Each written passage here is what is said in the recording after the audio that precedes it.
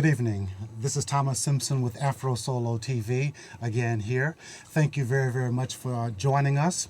We're here every first and third Fridays at SF Live with special guests talking about exploring issues around African American art and culture, in particular the artists who live in the Bay Area. And as you know, we generally have an artist on who's a significant person in the Bay Area. We have an exceptionally well-known, good person here tonight who you will be delighted to hear from. I'm very excited to have him here, and I think he will have some things to share with us that we will all be interested in terms of their coming season. As you know, I don't say a whole lot about our guest. We let them speak for themselves. We will do that tonight. Without further ado, let me welcome Stanley E. Williams with the Lorraine Hansberry Theatre Company. Hello, Stanley. Hi, Thomas. How are you? It's very glad to be here. It's very good to have you here. Now, usually we try to find out a little bit about the guest that we have. We'll find out a little bit about you first. Like, where are you from? I was born in North Carolina and raised in Connecticut, actually. Mm-hmm. Yes. And how long have you been in the San Francisco Bay Area? Oh, I guess I came here in about 1974. Okay. Yes. And did you come as a result of wanting to get involved with the arts, or you moved for some other reason? Basically, as a young man, I wanted to, just sort of explore San Francisco. I actually used to come here every summer. Okay. Then I decided with a friend of mine that this would be a place that I wanted to live. Mm-hmm. So we came out here, and the arts was really alive then. There was a lot of arts, all kinds of things that was very exciting that was happening. Mm-hmm. And because of a major play that I saw when I was a kid, Mm-hmm. and had always done theater in school, and even summer stock, etc. Theater was really something I wanted to explore and do. And that play that I saw when I was a kid that had the influence on me was A Raisin in the Sun.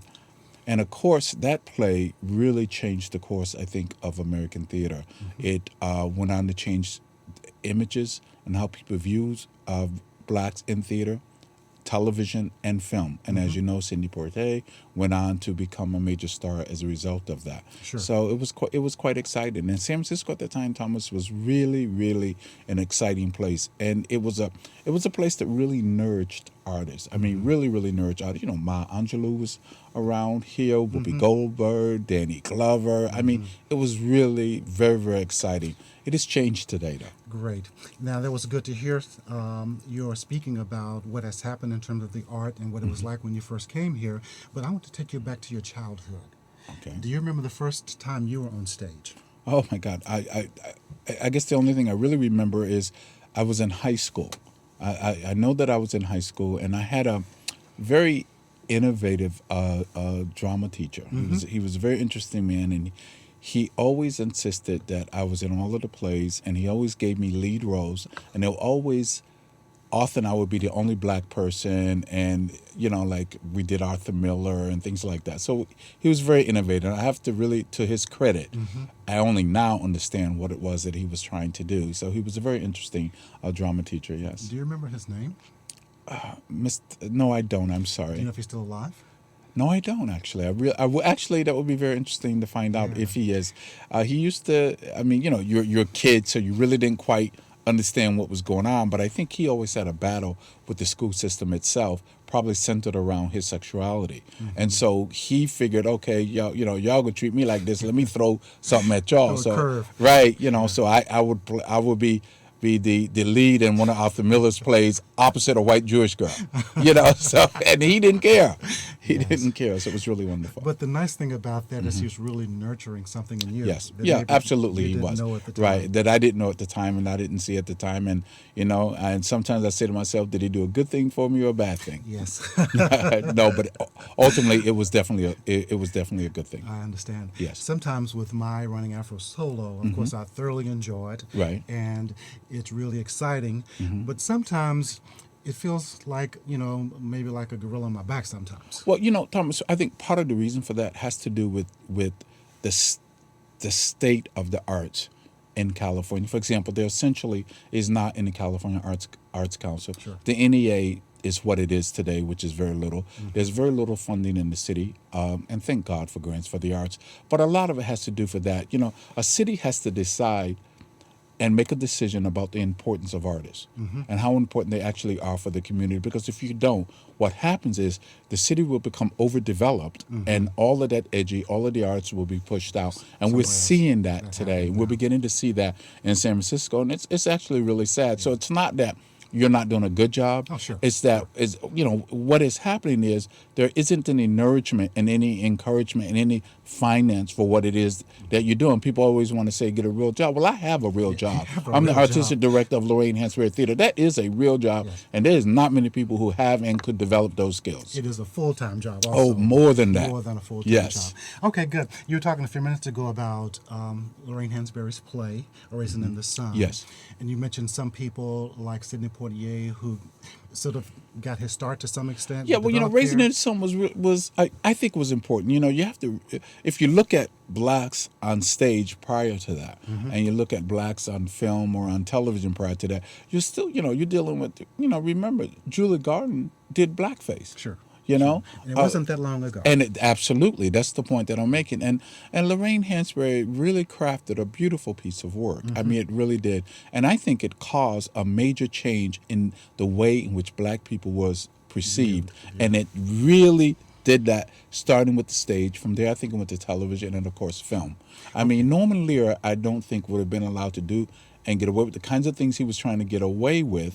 And even though a lot of those were a lot broader than what we wanted in terms of situation comedy, but I think a lot of that had to do with you know, the dynamic force that Lorraine Hansberry met the Great White Way with, and that was with A Raisin in the Sun. Good. That leads me to one of my next questions I'd like to ask. As you were growing up, you mentioned a couple names already, but who were some of your idols? Or who are some people that you respect who maybe given you some insight to continue? You've mentioned your teacher, and you've mentioned a couple names, but who inspires you? I guess some of the people that I respected, and people are going to probably think this is really old school, but when I was growing up, Thomas, there was really nothing wrong with the image, particularly, you know, of black men. So some of the people I really respected was my father, my uncles, you know, my father's brothers, my mother's brothers. You know, those were people that I really respected, and that's where I got who I am today really from, and the way in which they insisted in dealing with the community and their view of that. Those are the people that I respected, and you know, people like, you know, my mother and them, realizing that they wanted me to achieve what it is that I wanted to do, and in order to do that, there were certain things that I would have to have, and they had to sacrifice they have. The things that I remember that were important to me, I don't remember all this. I didn't have a bad childhood. There was no beatings and all of that kind of stuff, father beating mother or anything like that. I remember on birthdays I got presents, on Christmas there was toys, Thanksgiving there was a whole lot of food and a whole lot of people around, and when I got scared at night, someone turned on the light and showed me, see, it looks the same. So those are the things that I had, and that's what made me who I am. In some ways, there was some grounding that, I mean, I hate to talk about the old days and how it used to be also, but there seemed to have been a grounding during that period that might not be as prevalent as now as it was back then. So I understand. So your family was very, very important to you. In terms of the arts, were there people who you can think of who were important to you? Well, you know what's interesting about that, when I was very young, and before we moved from North Carolina, because I was born in North Carolina, to Connecticut, purposely we didn't go to the movies because blacks had to sit and like in the balcony and all of that, and our parents didn't want us to be involved with that, and they refused to allow that. So, you know, in terms of that, there wasn't any of those white icons that had any grounding for me at all. The people that did, you know, were the black actors that would come through, or the black acting companies, you know, that would come through. That's where I got my grounding from. And then eventually it was people like Esther Rose, or people like Sidney Poitier, people like Lorraine Hansberry, Ruby Dee. Those were the people, and a lot of those who I actually since then had gotten to meet and work with. Absolutely, and work with. Yes. So, you know, it's really exciting to see that come about. I remember a wonderful conversation that I had with Esther Rose, and she was talking about Norman Lear, and that she said she made it very clear to him what she was and not going to do on television, and the type of role and the type of mother she was going to be, and she was not going to be a buffoon, and that if he had that in mind, he need to call somebody else.